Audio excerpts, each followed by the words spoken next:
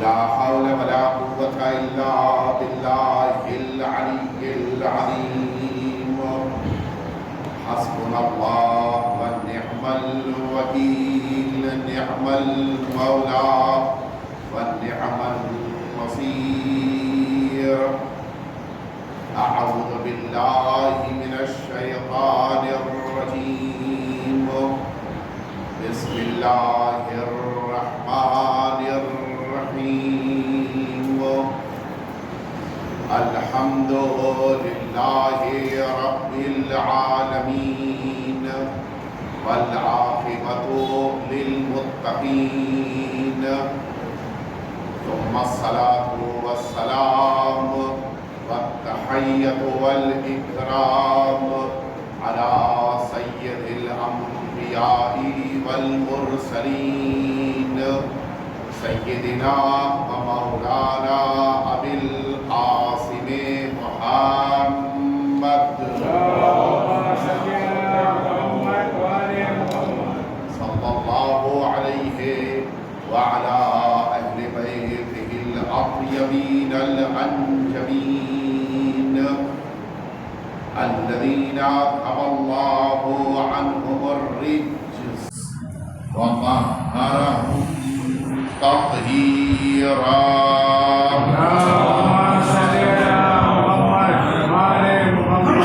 لا سيما الإمام المبين بقية الله في الأرضين، أرواحنا وأرواح العالمين لتراب مقدمه الفداء، واللعنة الدائمة الباقية على أعدائهم أجمعين. أما بعد، فقد قال الإمام علي بن الحسين: أنت بحمد الله عالمة غير معلمة.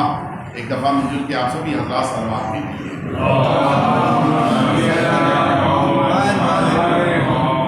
اذان محترم، اس سے قبل کی بیان کا آغاز و التماس ہے کہ ایک دفعہ سورہ حمد اور 3 دفعہ سورہ توحید کی تلاوت فرما کے مرحوم و مغفور شفیع جان محمد پنجوانی مرحوم کی روح پرخدو کو اور ان کے خاندان کے تمام محرومین کو ایثار.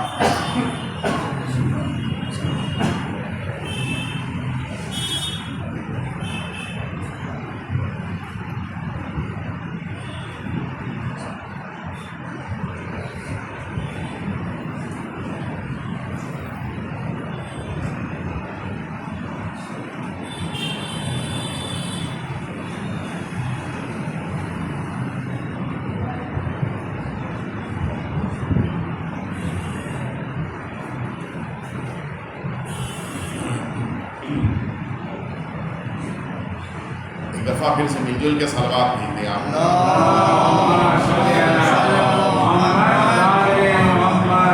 اذان محترم، آج کی یہ مناسبت اگرچہ ایثار ثواب کی مجلس ہے، لیکن چونکہ ایک روایت کے مطابق آج کی یہ تاریخ اس عظیم الشان شہزادی سے منسوب ہے کہ جنہیں اللہ رب العزت نے ثانی زہرا قرار دیا ہے. لہٰذا اسی شہزادی کی بعض فضیلتوں کے گوشے آپ کے سامنے عرض کرتے ہوئے مصائب کے مرحلے تک آپ کو لے کے آنا ہے، اس لیے کہ آج کا دن شہادت کی مناسبت سے، جناب زینب اولیاء مقام کی مناسبت سے، اس غم اور علم کی بنا پر مصائب کا دن ہے، اور آج ہم سبھی کو گریہ کرنا ہے. آپ کی عظمت کو اس دنیا میں بظاہر انسانوں نے نہیں سمجھا، اور اس کی ایک بنیادی وجہ یہ ہے کہ انسان تب کسی کو پہچان سکتا ہے کہ جب اس کی معرفت کے لیے اس کو ایک خاص موقع مل جائے. جناب زینب اولیاء مقام کو اہل بیت اطہار کے درمیان وہ عظمت اللہ نے عطا کی ہے کہ جس عظمت کا تقاضا یہ ہے کہ جناب زینب کو نہ صرف یہ کہ یاد کیا جائے بلکہ شہزادی کی مناسبت سے مجالس عزابی منعقد ہوں۔ میں اس لیے یہ جملہ کہہ رہا ہوں کہ حضور ختمی مرتبہ حضرت محمد مصطفیٰ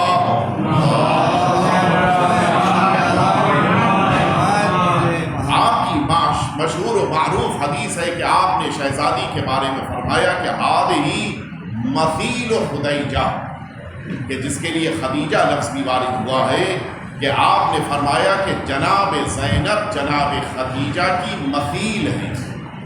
مثل اور مثل اور مثیل میں فرق ہے، مجھے اس تفصیل میں نہیں جانا ہے اس لیے کہ موقع نہیں ہے۔ رسالت مآب نے فرمایا کہ یہ میری نواسی ہے کہ جو جناب خدیجہ کے جیسی ہے۔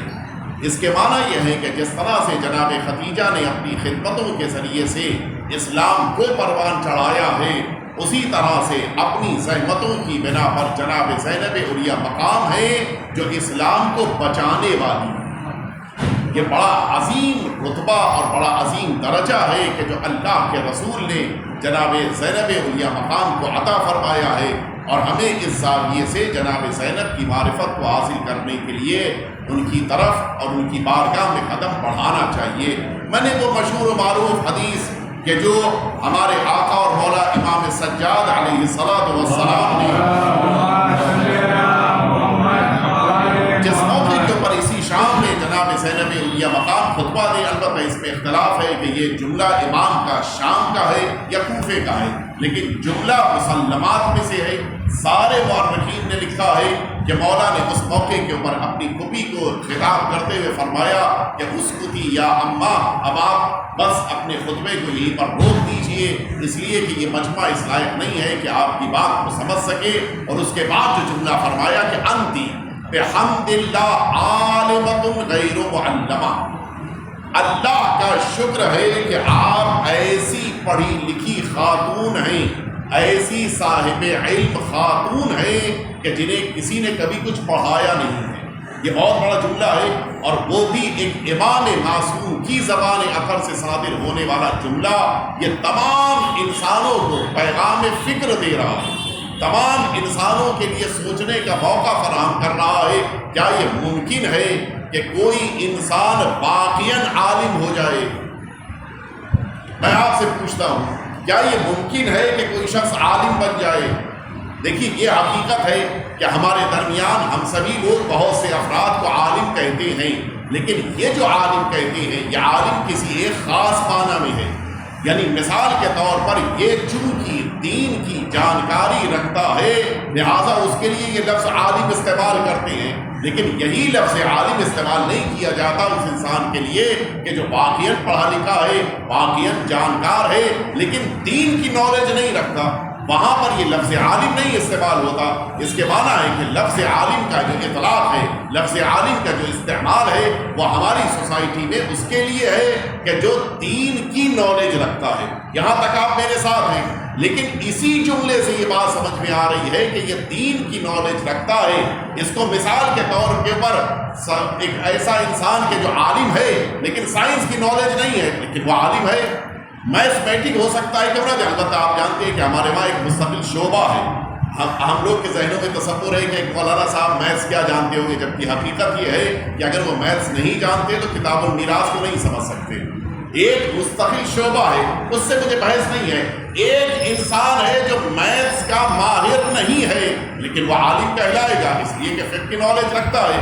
ایک ایسا انسان ہے جو سائنٹسٹ نہیں ہے لیکن وہ عالم کہلائے گا اس لیے کہ وہ دین کی نالج رکھتا ہے۔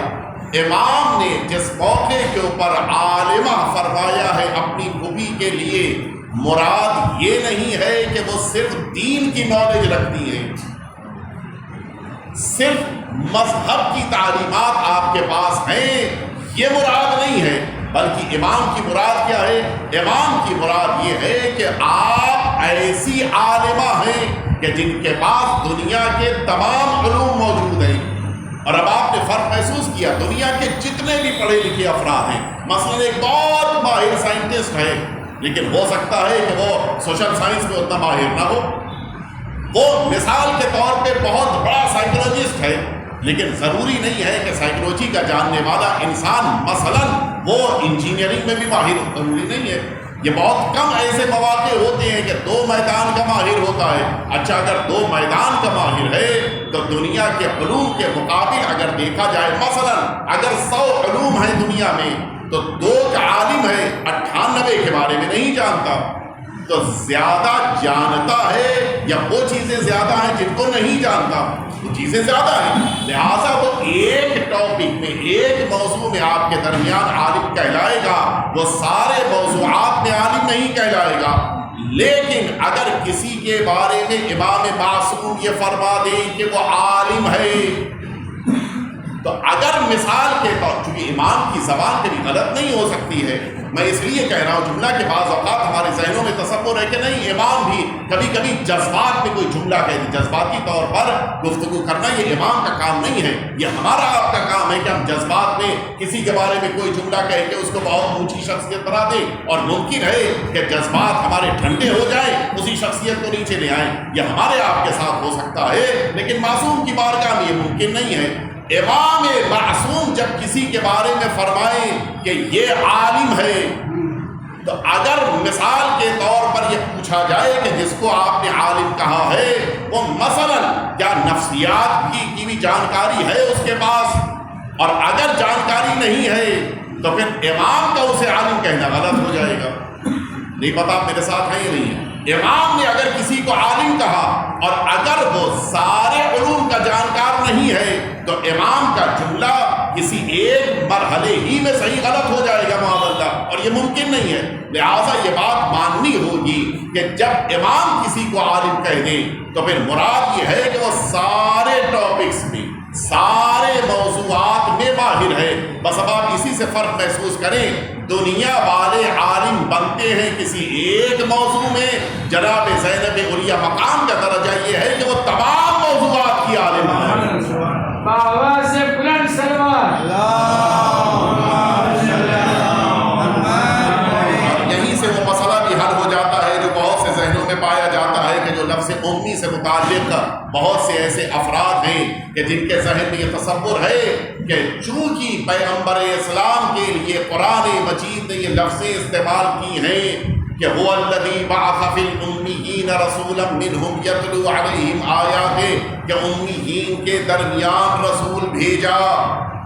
بعض لوگ یہ تصور کرتے ہیں کہ امیین کے درمیان، چونکہ ام القریٰ آپ جانتے ہیں اس مکہ معظمہ کے ناموں میں سے ایک نام ہے ام القریٰ، وہاں کے رہنے والوں کو امی کہا جاتا ہے. لیکن امی کا ایک معنی اور ہے، امی کا ایک معنی یہ ہے کہ نہ جاننے والا، نہ پڑھنے والا، نہ سیکھنے والا.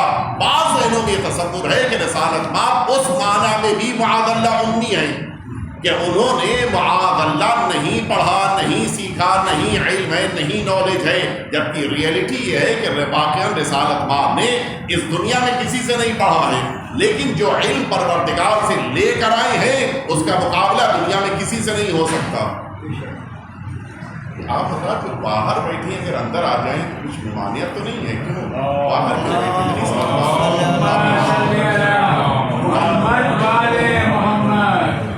پہلی بار ایسا میں دیکھ رہا ہوں کہ مومنین اندر کی بجائے باہر بیٹھے ہیں. اگر آپ حضرات کی مناسب سمجھیں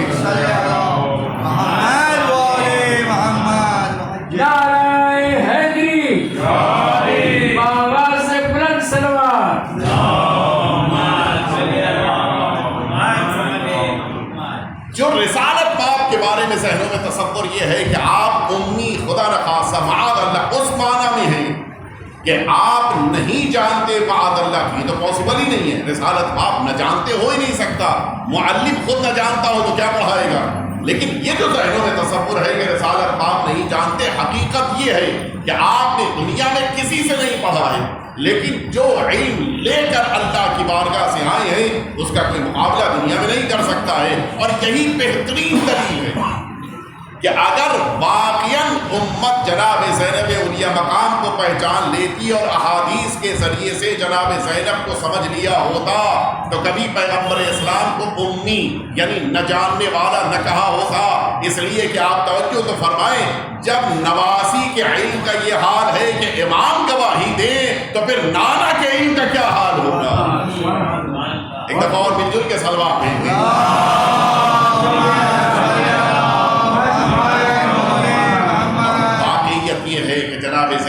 اولیاء مقام کا علم اس درجے، اس بلندی پر، اس عظمت پر فائز ہے کہ جسے دنیا میں کوئی محسوس نہیں کر سکتا ہے۔ اور اسی لیے میں معمولاً کوشش کرتے ہیں، آپ حضرات جانتے ہیں کہ جب معرفت کا مرحلہ آتا ہے تو میں کوشش کرتا ہوں کہ احادیث کے ذریعے سے ہی معرفت کو سمجھایا جائے۔ کبھی یہ کوشش نہیں ہوتی کہ اپنا بیان، اپنا جملہ آپ کے سامنے پیش کیا جائے، اس لیے کہ میرا جملہ میرا ہے لیکن حدیث معصوم کا جملہ ہے، تو پھر ان کے ذریعے سے اگر بات کو سمجھا جائے تو یقیناً اس کا وزن ہوتا ہے۔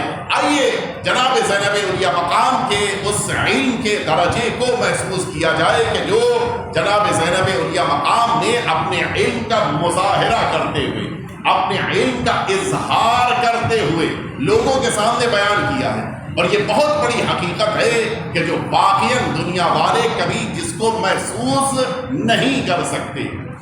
ہم نے سب یہاں پر موجود ہیں، بڑے بڑے افراد، بڑے بڑے ذہنوں والے، بڑی بڑی فکر والے، ہم سب موجود ہیں، لیکن ہم میں سے کوئی بھی اپنے فیوچر کے بارے میں نہیں کہہ سکتا۔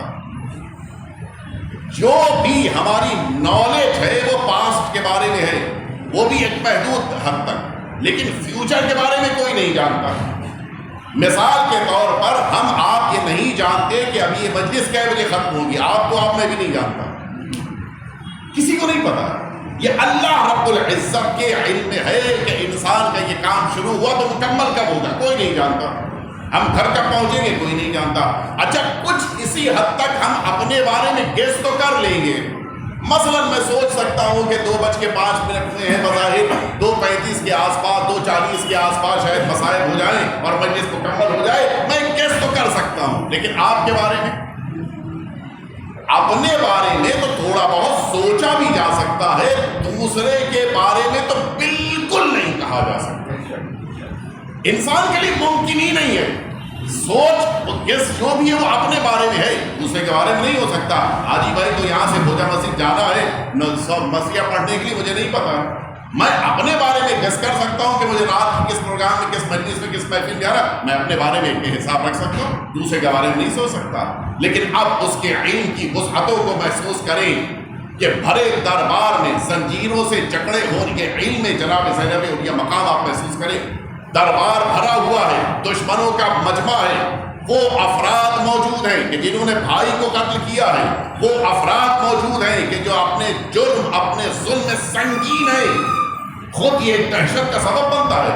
انسان کے اندر ایک خوف پیدا ہو جاتا ہے کہ میرے بھائی کا قاتل موجود ہے، میرے گھر کے بچوں کے قاتل موجود ہیں، اس کے باوجود زنجیروں میں جکڑی ہوئی خاتون، اسیر بنی ہوئی خاتون، سارے گھر والوں کو سامنے اسیر دیکھ رہی ہو خاتون، اور عالم یہ ہو کہ بلندی پر بیٹھا ہوا وہ یزید کہ جس کی سفاکیت کو سب مانتے ہو کہ جب تک وہ اجازت نہ دے دے کوئی گفتگو نہ کر سکتا ہو، اور ان کے درمیان جناب زینب اولیاء مقام کا یہ جملہ بڑے ہی وقار کے ساتھ کہنا کہ فقد قیدک بس عصایک وجہد جہدک فواللہ لا تمحو ذکرنا، اے یزید جتنی کوششیں کرتا چاہے کر لے، جتنی صحیح و تلاش چاہے کر لے، لیکن خدا کی قسم میں کھا کر کہتی ہوں کہ تو ہمارے ذکر کو مٹا نہیں سکتا ہے۔ یہ بہت بڑی بات ہے۔ بلند سلوات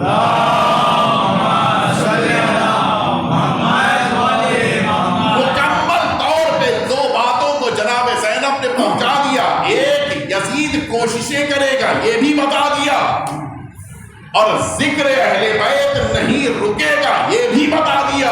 اچھا، کوئی لمٹ نہیں ہے کہ 1 سال تک تم لوگ کوششیں کر لو ذکر چلتا رہے گا، 10 سال تک ذکر اہل بیت باقی رہے گا، نہیں۔ یہ جناب زینب اولیاء مقام کا وہ وعدہ ہے جو اللہ کی قسم کے ساتھ بیان فرمایا، جو قیامت تک ذکر اہل بیت کے اثار کو باقی رکھنے کی ضمانت ہے۔ مجھے جملہ کہنے دیجئے، آپ فرش ازا پہ آ کر بیٹھے نہیں ہیں، آپ جلوسوں میں شرکت نہیں کرتے ہیں، آپ علم مبارک لے کر نہیں پڑھتے ہیں، آپ دعوت مبارک کو نہیں بلند کرتے ہیں، آپ مجلسوں کو بارونق نہیں بناتے ہیں، بلکہ کوئی ذات ہے جس نے کل ذکر اہل بیت کے اثار کی بقا کا وعدہ کیا تھا، آپ پورا کر رہے ہیں۔ ایک دفعہ اور مل جل کے صلوات بھیج دیا۔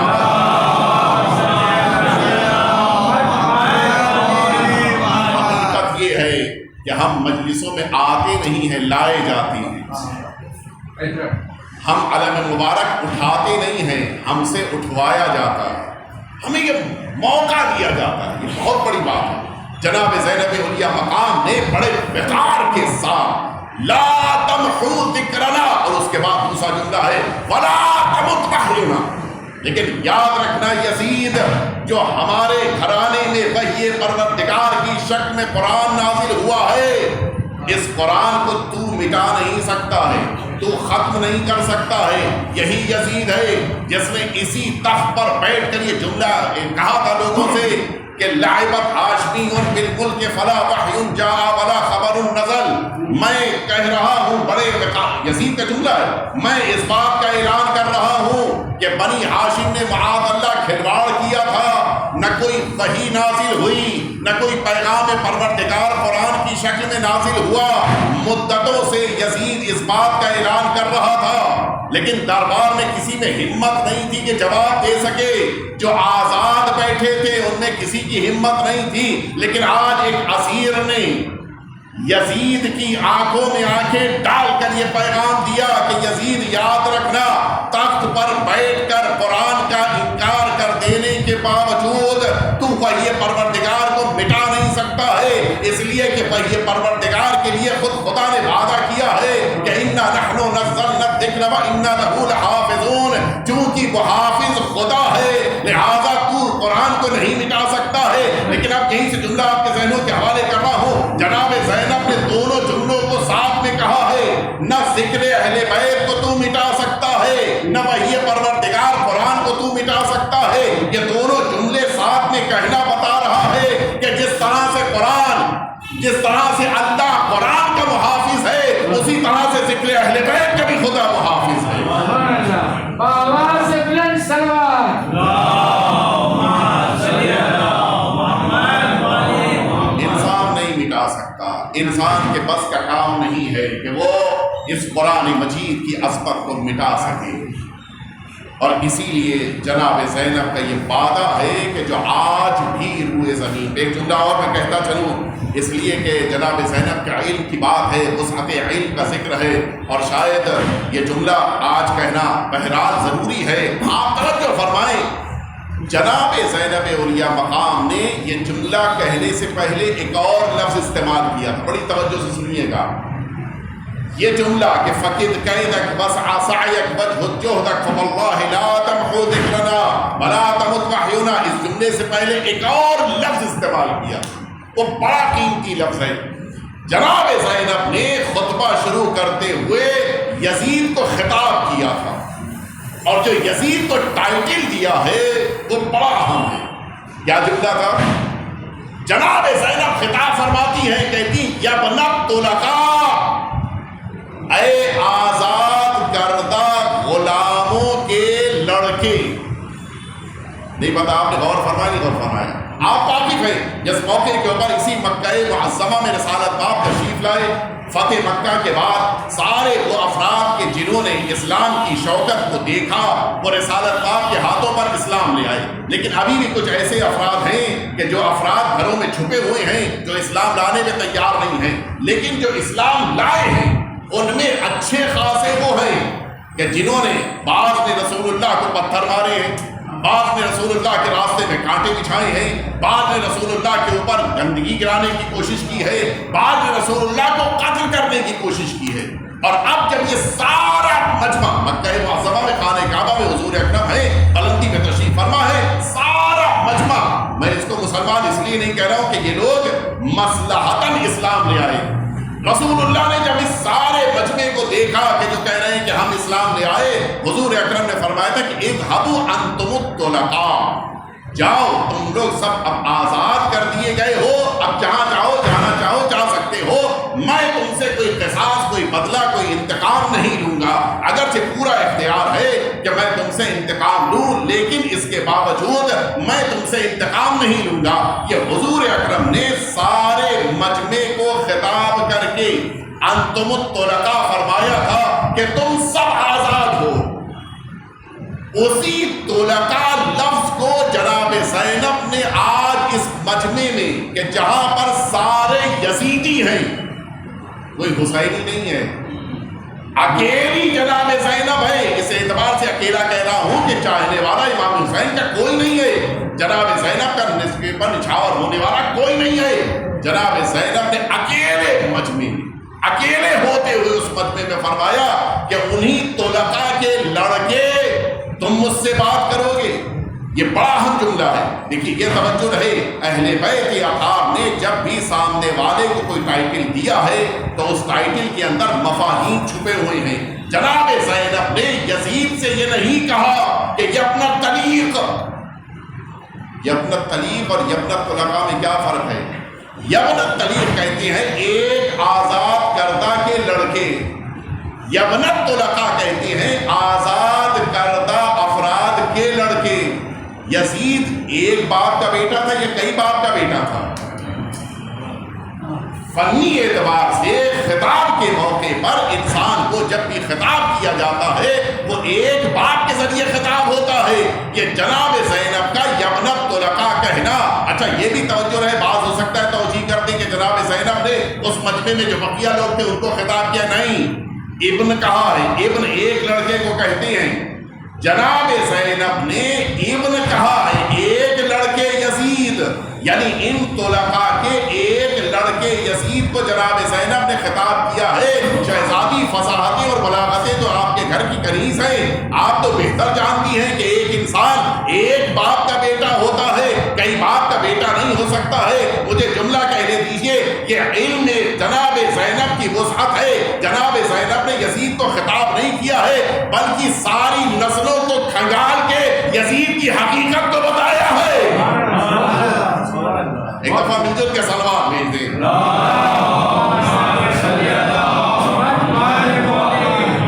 ظاہر ہے کہ بہت سی لفظیں بڑی احتیاط سے ادا کرنا ہوتی ہیں، لہٰذا بعض لفظیں بڑی سخت ہو جاتی ہے، لیکن الحمدللہ آپ متوجہ ہو گئے. یہ بڑی حقیقت ہے کہ جس کو جناب زینب نے آج اس دربار میں پیش کیا.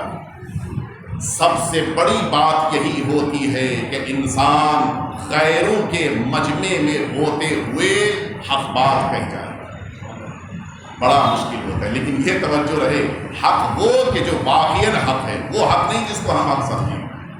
یہ ایک بہت بڑا مسئلہ ہوتا ہے. میں جس کو حق سمجھوں وہی حق ہے، یہ غلط ہے. جو واقعاً اللہ اور رسول اللہ اور اہل بیت کی نگاہ میں حق ہے وہ حق ہے. میرا جاننا، میرا سوچنا، میرا سمجھنا یہ اہمیت نہیں رکھتا. اور یہی ٹکراؤ یہیں پہ ہوتے ہیں کہ جہاں پر ہر شخص اپنے حق کو پیش کرنا چاہے. شہزادی نے اس دربار میں غیروں کے مجمع میں کھڑے ہوتے ہوئے غیروں کے درمیان، آپ جانتے ہیں خطابت کی اپنی شرطیں ہیں. خطابت میں ایک بڑی اہم شرط ہے کہ مجمع سننے والا ہو. جناب زینب نے اس مجمع میں خطاب کیا جہاں سننے پر کوئی تیار نہیں تھا. خطابت کی ایک بڑی اہم شرط ہے، آپ نے بھی دیکھا ہوگا کہ جس موقع کے پر انسان خطاب کر رہا ہو اس کا گلا، اس کے گلے میں کوئی ایسی پابندی نہ ہو کہ اس کو بولنے میں مشکل محسوس ہو رہی ہو، ورنہ اس انسان کے لیے خطابت بڑی سخت ہو جاتی ہے. شہزادی نے اس موقع پر اس انداز میں خطبہ دیا ہے کہ گلے میں رسی بندھی ہے. گلے میں رسی کا ہونا کس معنی میں ہے؟ زنجیر تھوڑی سی لوز رکھی جاتی ہے، لیکن جب رسی باندھی جاتی ہے رسی مضبوطی سے باندھی جاتی ہے. بولنا عام لوگوں کے لیے مشکل ہے. شہزادی نے شکنجوں میں ہونے کے باوجود حق پہنچایا. یہ جذبہ واقعی بڑی اہمیت رکھتا ہے. اور بس میں اپنی بات کو آخری پڑاؤ کی طرف لے کر آ جاؤں. حقیقت یہ ہے کہ جناب زینب علیہ مقام کی اپنی عصمت ہے، اور جو جناب زینب کی خدمت کرنے کا جذبہ رکھتا ہے اس کو آگے آنا چاہیے. شہزادی کی خدمت انسان کو سربلندیاں عطا کرتی ہے. جتنے بھی جناب شہزادی ثانیہ زہرا کے خدمت گزار آج بھی ہیں، تو آج بھی سرخرو ہیں. آپ ذرا توجہ فرمائیں، ہر جگہ ہر ایک کو شہادت نہیں ملتی، لیکن جنہوں نے جناب زینب کے حرم کی حفاظت کرتے ہوئے اپنی جانوں کا نذرانہ اللہ کی راہ میں پیش کیا، شہزادی نے انہیں شہادت کا درجہ دیا آج بھی. اور یہ معمولی بات نہیں ہے. شہزادی کے حرم کی حفاظت کرنا، گفتگو کرنا آسان ہوتا ہے، ممبروں کے اوپر بیٹھ کے ہم لوگ بول دیں یہ الگ بات ہے. لیکن جا کر محاذ پہ کھڑے ہو کر شہزادی کے حرم کی حفاظت کرنا یہ کوئی معمولی کام نہیں. ویسے ہی عطا بھی کرتے ہیں. سب سے بڑی شے انسان کی اس دنیا میں یہی ہے کہ اسے شہادت مل جائے. مال دولت دنیا اولاد گھر یہ ساری چیزیں وہ جو چھوڑ کے جائے گا. شہادت وہ ہے جو جنت تک لے کر جائے گا. آواز بلند سلوات. اسی لیے اکیلی قوم ہے جو ہر روز شہادت کی دعا کرتی ہے. اکیلی قوم ہے. دنیا میں کوئی ایسا نہیں ہے کہ جو صبح اٹھنے کے بعد کہے کہ خدا را مجھے شہادت دے دے. کوئی نہیں کہتا. یہ اکیلی قوم ہے.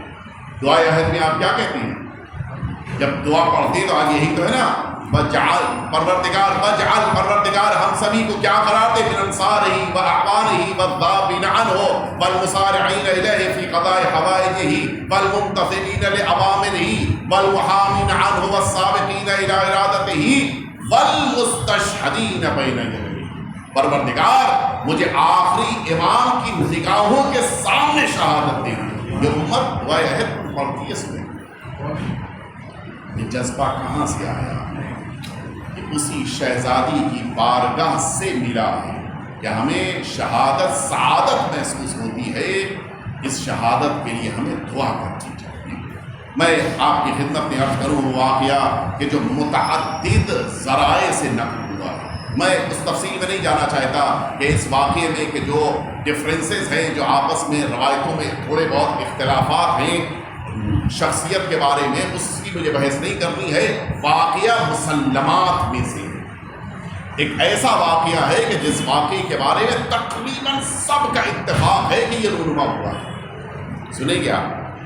ایک ایسا شخص تفصیل ہے. میں اس تفصیل میں نہیں جا رہا ہوں. نہ میرے پاس وقت ہے نہ مہلت ہے کہ میں اس تفصیل کی بحث اور گفتگو آپ کے سامنے عرض کروں. کویت سے ایک شخص حج کے لیے جا رہا ہے اور عالم یہ ہے کہ راستے میں اس کا سامان چوری ہو گیا.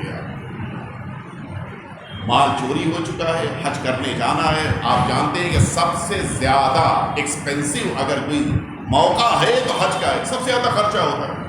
اور اگر حج ہی کا پیسہ نہ ہو ساتھ میں تو کیا ہوگا. آج کے دور میں تو سارا پیسہ آپ نے جمع کر دیا. گزشتہ زمانے میں تو نہیں ہوتا تھا. لے کے جانا ہے آپ کو.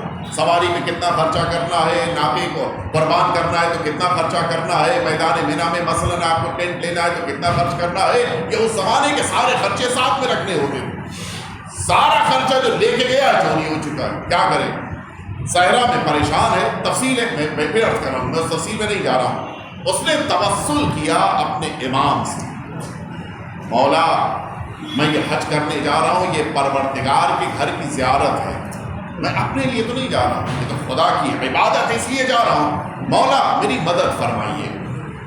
اس تفصیل کو نہ بیان کرتے ہوئے مولا سے ملاقات ہوئی اور مولا نے اس موقع پر اس کو کچھ امانت دی کہ یہ رقم لو اور تم اپنے حج کو پورا کرو. اور جب حج مکمل کر لینے کے بعد سامرہ جانا. زیارت کے لیے جاؤ گے نجف کربلا سامرہ بھی جانا. سامرہ جب جاؤ گے تو سامرہ میں تم وہاں جا کر اس زمانے کے جو مجتہد تھے مرحوم سید میرزائے شیرازی علیہ رحمت اور رضوان بڑی جلیل القدر شخصیت کا ان کے پاس چلے جانا اور تمہاری امانت ان کے پاس رکھی ہے اسے لے لینا. اچھا یہ ابھی تک تو نہیں پہچان پایا تھا.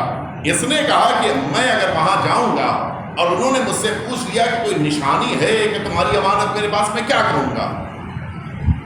آنے والی شخصیت نے کہا کہ جا کر بس اتنا کہہ دینا کہ جس نے آپ کے پاس بھیجا ہے وہ اس وقت آپ کو دیکھ رہے تھے کہ جس وقت آپ میری پھوپھی کے حرم کی صفائی اپنے امامے سے کر رہے ہیں.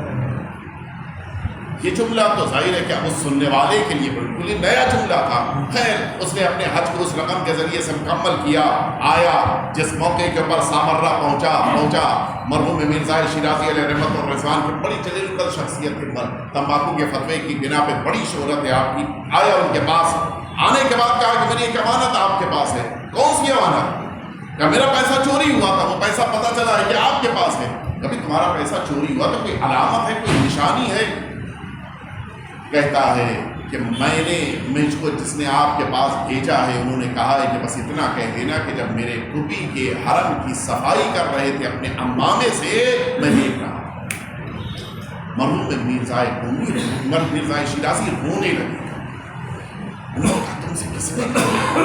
اس لیے کہ میرے اور آیت اللہ کنی اس تہران میں رہتے تھے, ان کے علاوہ کوئی اس واقعے کو نہیں جانتا. کیسے تمہیں پتا چلا؟ یا آیت اللہ کنی نے تم سے کہا ہو تہران میں, یا کس نے کہا تم سے؟ کہ میں تو نہیں جانتا, لیکن اس شخصیت نے کہا تھا کہ یہ رقم جو میں تمہیں دے رہا ہوں, اور جب میں نے نام پوچھا تو انہوں نے کہا تھا میرا نام مہدی ہے. ایک دفعہ مل کے صلوات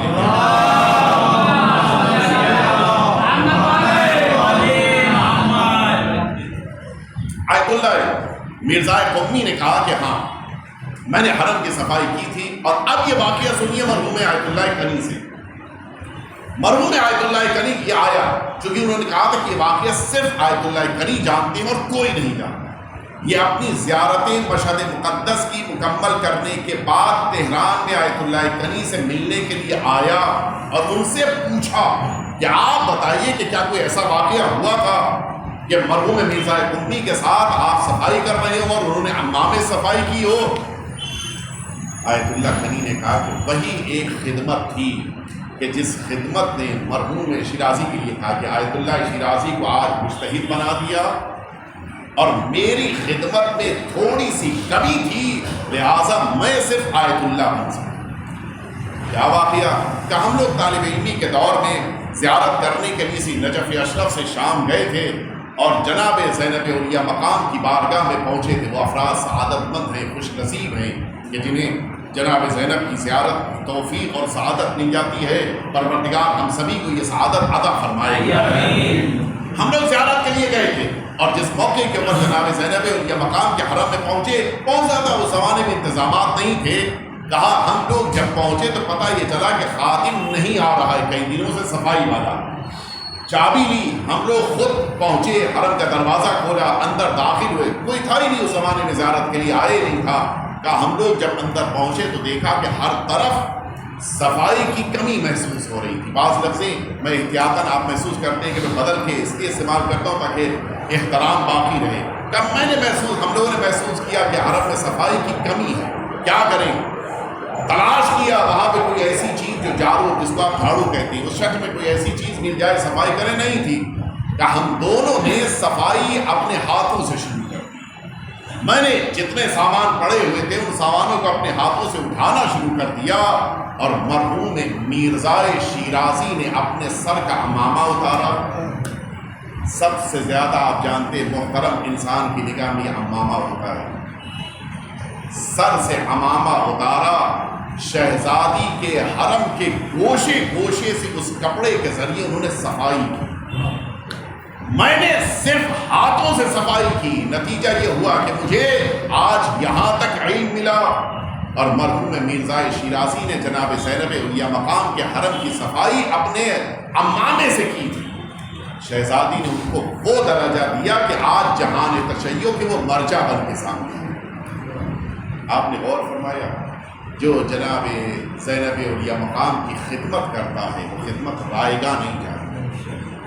کسی نے چھوٹی موٹی کی خدمت کی, کچھ نہ صحیح, کسی نے ایک مرثیہ پڑھا, ہم لوگ اس کو اہمیت نہیں دیتے. ایک نوحہ پڑھنے والا, ہم اس کو کبھی کبھی اہمیت نہیں دیتے. ہم اپنے معیار اپنے نگاہوں کے مطابق معین کرتے ہیں. وہ کیسا ہے ہم اپنے نظریے سے سوچتے ہیں, لیکن جب اہل بیت اطہار کی خدمت کرتا ہے انسان تو وہ اپنے اعتبار سے آتا ہے. لہٰذا ان خادمین کو کبھی چھوٹا موٹا نہ سمجھیں. وہ افراد کے جو ذکر کر رہے ہوں جناب زینب اولیاء مقام کا, جو مرثیہ پڑھ رہے ہوں, جو نوحہ, حتیٰ جو نوحہ کر رہے ہوں, ماتم کر رہے ہوں, تو کچھ معمولی درجہ نہیں رکھتے. نہ جانے کس کو جناب زینب اولیاء مقام ذرے سے آفتاب بنا دے, کون جانے کس کو زمین سے آسمان تک پہنچا دے. آج اسی شہزادی کی ایک روایت کے مطابق روز شہادت ہے. وہ بیوی جس نے پوری زندگی مسائل والا برداشت کیے. علامہ سید تقی الحیدری اتفاق یہ ہے کہ ان کے انتقال کی تاریخ بھی پرسوں آ رہی ہے. خدا کی رحمتیں ہوں ان پر. ان کی تحقیق ہے, انہوں نے ایک جملہ بیان کیا. ان کا یہ جملہ ہے کہ جناب زینب علیہ مقام نے اپنی زندگی میں 7 سفر کیے اور 5 سفر جناب زینب نے اپنے بھائی حسین کے ساتھ. 2 سفر کہ جو امام حسین کے بغیر کیے ہیں, ان میں بھی پہلا سفر وہ ہے کہ جس میں زینب ناقے پہ بیٹھی ہوئی اسیر ہو کے جا رہی ہے. بھائی تو نہیں ہے لیکن بھائی کا سر ساتھ میں چل رہا تھا. زینب کے لیے بڑا سخت تھا.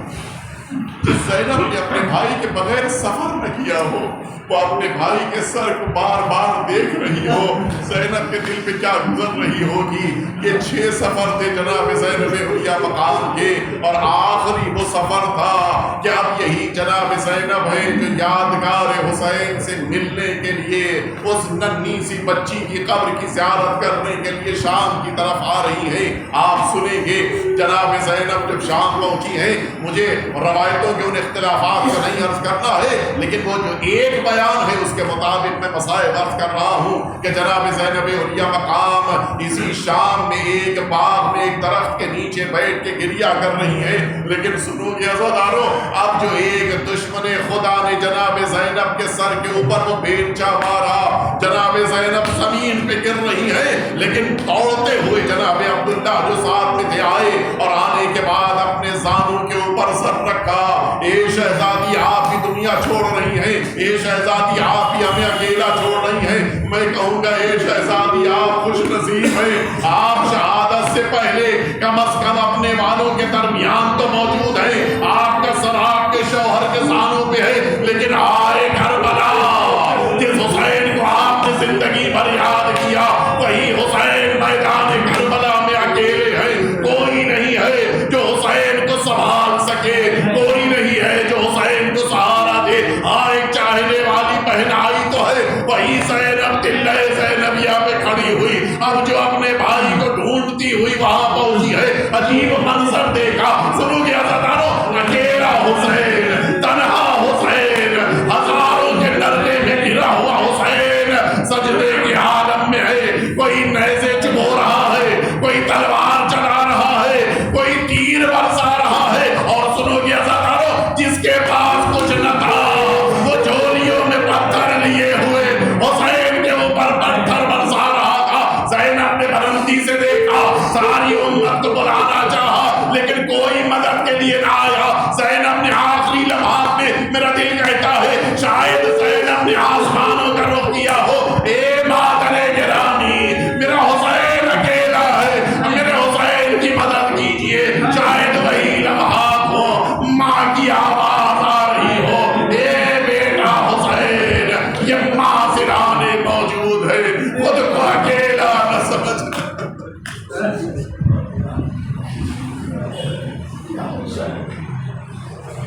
ألا لعنة الله على القوم الظالمين وسيعلم الذين ظلموا أي منقلب ينقلبون إلهي بحق الزهراء وأبيها وطعنها وبنيها